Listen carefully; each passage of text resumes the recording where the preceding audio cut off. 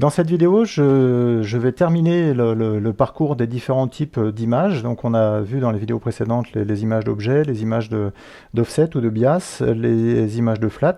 Je vais maintenant me concentrer sur les images de calibration. Je précise que je suis toujours avec la version 5.1 de Demetra, je suis toujours avec l'ALPI600 avec les images de démonstration de Demetra.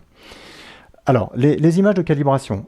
Si je double-clique et que je regarde cette image de calibration, je peux l'étendre ici. Là, comme il y a des raies qui sont très intenses, j'ai intérêt à changer les seuils manuellement, donc en bougeant le curseur ici.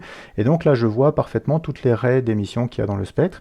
Donc le principe de ce spectre de calibration, c'est que je prends une lampe de calibration. Donc une lampe de calibration, c'est une lampe dont le spectre présente de très nombreuses raies d'émission. D'accord, et ces raies d'émission, dont la position sont connues, elles ont été cataloguées depuis très longtemps, ces raies d'émission vont nous permettre d'établir la loi de dispersion de mon instrument. D'accord, donc l'idée c'est que j'éclaire la fente, en fait je ne touche pas à l'instrument par comparaison à l'observation que j'ai faite sur l'étoile, et sans rien toucher à mon instrument, je vais éclairer maintenant la fente avec une lampe de calibration, et du coup ça va me permettre de repérer où sont les différents traits. Et en fait Demetra va reconnaître tout ce motif de raie automatiquement, et donc c'est avec ça qu'il va être capable d'établir une loi de dispersion, c'est-à-dire de définir que tel pixel est à telle longueur d'onde physique, et donc d'appliquer cette loi de dispersion sur l'objet, et c'est comme ça qu'on va faire un étalonnage en longueur d'onde. Ok. Concernant l'image de calibration, de nouveau, il faut essayer d'avoir le niveau le plus élevé possible, mais sans saturer. D'accord. Là, je peux vérifier dans cette raie-là, elle n'est pas saturée, c'est-à-dire que j'ai un niveau de 12150, je suis loin de la saturation. Il peut arriver quelquefois que j'accepte de saturer quelques raies de calibration de façon à remonter le niveau des autres raies et avoir une meilleure détectivité sur les autres raies. En l'occurrence, là, c'est pas nécessaire, et du coup, globalement, je vais choisir un temps de pause de façon à ce que mes raies soient bien visibles, bien intenses et bien détectables en fait par Demetra pour faire cet exercice d'étalonnage. En l'occurrence ici, donc c'est un spec qui a été fait avec le module de calibration de Demetra. C'est une lampe de calibration ou d'étalonnage qui contient de l'argon et du néon. En gros, les raies sur la gauche, de toute la partie bleue du spectre, bleu ultraviolette ici, sur la partie gauche du spectre, c'est des raies de l'argon. Et en gros, toutes les raies à droite, ici, à part les très brillantes, qui sont aussi de l'argon, je crois, mais sinon, toutes les raies à droite, c'est principalement des raies du néon. D'accord. Peu importe, à la fin, ce qui est important, c'est que toutes les raies soient identifiées, c'est-à-dire là, il n'y a rien qui, à l'écran, montre que c'est du néon ou de l'argon, c'est uniquement en comparant au catalogue que je peux le savoir.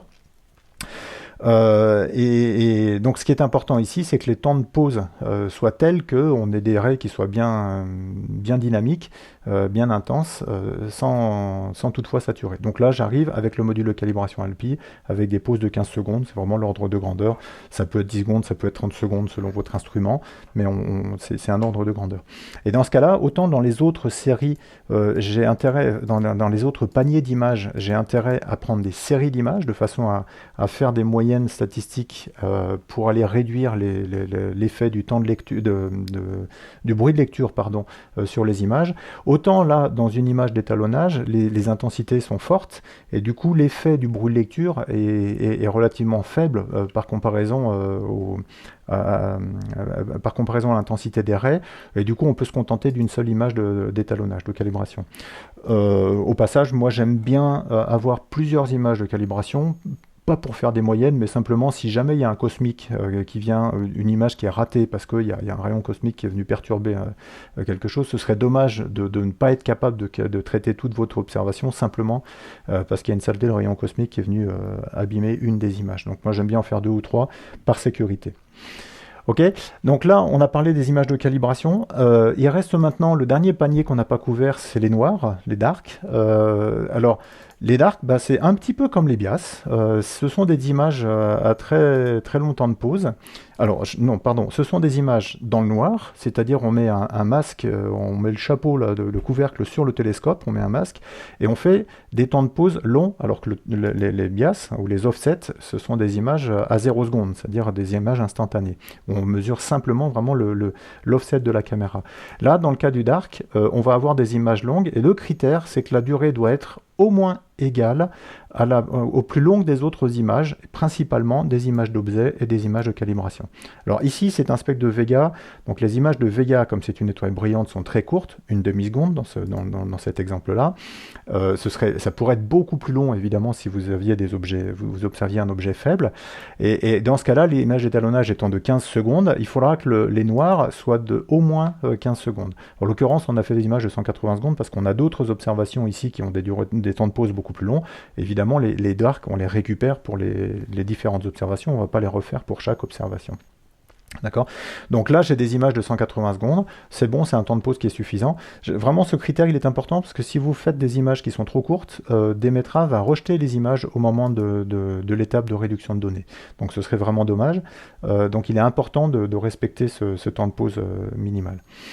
Pourquoi on fait des noirs? Tout simplement parce que dans les noirs, en fait, si j'étends un petit peu les curseurs comme ça, et je vois, je le mets en plein écran, pardon, comme ça, je sors les seuils un petit peu, et je vois apparaître ce qu'on appelle les pixels chauds, les points blancs là, à certains endroits dans l'image. Si je compare dans les mêmes conditions, je regarde mon image d'offset, d'accord, je vois qu'il n'y a pas ces pixels chauds.